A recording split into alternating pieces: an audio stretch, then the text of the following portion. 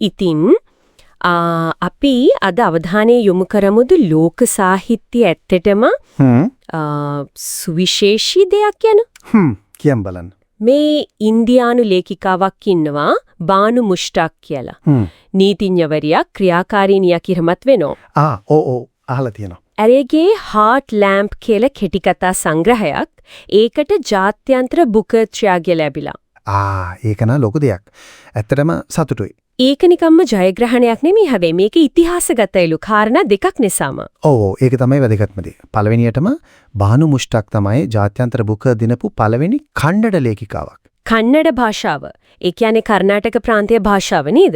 හරියටම හරි. ඉන්දියාවේ කර්ණාටකයේ මිලියන ගණක් කතා කරන හරිම පොහොසත් සාහිත්‍යයක් තියෙන භාෂාවක්. ඉතින් මේක ඒ සාහිත්‍යයට ලැබුණු ලොකු ගෝලීය පිළිගැනීමක්. ඒ වගේම දෙවෙනි කාරණය සමහර විට ඊටත් වඩා පුදුම හිතෙනවා. ඒ තමයි ජාත්‍යන්තර බුක ඉතිහාසයේම පළවෙනි වතාවට කෙටි කතා සංග්‍රහයකට මේ සම්මානය හම්බ වෙලා තියෙන්නේ. අනිවාර්යයෙන්ම ඒක තමයි අනිත් විශේෂත්වය. සාමාන්‍යයෙන් ඉතින් නවකතාවලටනේ මේ වගේ සම්මාන වැඩිපුර යොමු වෙන්නේ. ඔව්. ඉතින් කෙටි කතා එකතුවකට මේ වගේ ප්‍රධාන සම්මානයක් ලැබීම මේක කෙටි කතා කියන ආකෘතියටත් ලොකු ගෞරවයක් වගේ නේද? ඇත්තම. ඒකෙන් පෙන්නනවා කෙටි කතාවේ තියෙන බලය, අර ගැඹුර, කලාත්මක වටිනාකම ජාත්‍යන්තරවත් පිළිගන්නවා කියලා. හાર્ට් ලැම්ප් ගැන බැලුවොත් ඒක 1990 ඉඳලා 2023 වෙනකන්. දශක 3ක විතර කාලයක් නේද? ඔව්, ඒ කාලේ ලියපු කෙටි කතා 12ක් එකතු වෙලා හැදුණු එකතුව.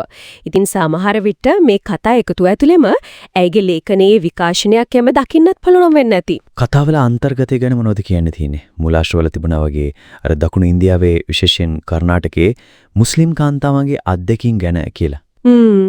ඔව්, ඒ අය මුහුණ දෙන අභියෝග ජීවිත ඒවා තමයි මේ කතාවලින් අල්ලගන්න උත්සාහ කරලා තියෙන්නේ. විනිසුරුවොත් හරි විහිලින් වර්ණනා කරලා තිබුණා නේද?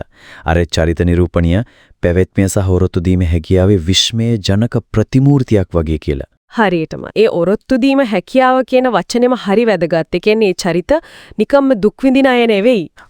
හරි. ඒ අය තමන් මුහුණ දෙන දේවල් එක්ක සටන් කරනවා, ජීවිතේ ගොඩනගා ගන්නවා. ඒ ගැන තමයි කතා කරන්නේ. ඒක අර වින්දිත භාවය විතරක් පෙන්නනවට වඩා ගැඹුරුයි. ඒක ඇත්ත. අනික මේ කතා මුලින්ම ලියවිලා තියෙන කන්නඩ භාෂාවෙන් වීමත් වැදගත්. ඒකත් අර සම්මත කන්නඩම නෙවෙයි සමහර විට අර භාෂිත. ඒ කියන්නේ කතා කරන උපභාෂාවෙන්වත් පුරුවන්. ඔව්, ඒ භාෂාමය සුවිශේෂත්වයත් එක්ක තමයි අර පරිවර්තනය කොච්චර වැදගත්ද කියලා තේරෙන්නේ. දීපභාස්ති කියලා පරිවර්තිකාව. එයා ලේඛිකාව වන බානු මුෂ්ටාක් එක්කම එකතු වෙලා නේද මේ තෝරාගත්තු කතා ටික ඉංග්‍රීසියට පෙරලිලා තියෙන්නේ. ඒක හරි අපූර්වයි. ඔව්, ඒක හොඳ සහයෝගීතාවයක්. මොකද ලේඛිකාවම සම්බන්ධ වෙනකොට අර මුල් කෘතියේ හඬ assume then ඒව නැති නොවි පරිවර්තනය කරන ලොකු උත්සාහයක් ගන්න ඇති. ඒක ඇත්ත. වචන මාරු කරනව විතරක් නෙවෙයිනේ. අනිවාර්යෙන්ම සාර්ථක පරිවර්තනයක් කියන්නේ සංස්කෘතික පාලමක් වගේ.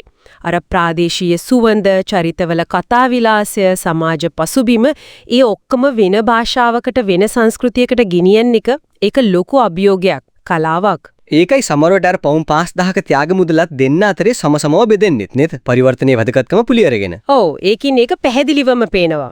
සම්මානය ගත්තට පස්සේ බානුෂ් මුෂ්ටාක් කියපු දේත් මම දැක්කා. හරිම සරලයි. තම වචන හදවතට සමීප කර ගැනීම ගැන පාඨකයන්ට ස්තුති කරලා දෙබුණා. ඒක හරිම ලස්සන කතාවක්. ඒකෙන් කියවෙන්නේ අර ලේඛකයෙක් සහ පාඨකයෙක් අතර තියෙන බැඳීම ගැන, සාහිත්‍ය නියම අරමුණ මිනිසුන්ගේ හදවත් වලට කතා කරන එකනේ. ඔව්. ඉතින් සමස්තයක් විදිහට ගත්තම මේක කන්නඩ සාහිත්‍යයට විතරක් නෙවෙයි දකුණු ආසියාවේම අර ප්‍රාදේශීය භාෂාවලින් ලියන විශේෂයෙන්ම මෙච්චරකල් අඩු අවධානයක් තිබුණු ප්‍රජාවන්ගේ කතාන්දර ලෝකෙට ගේන රොච්චර වැදගත්ද කියන එක පෙන්නනවා.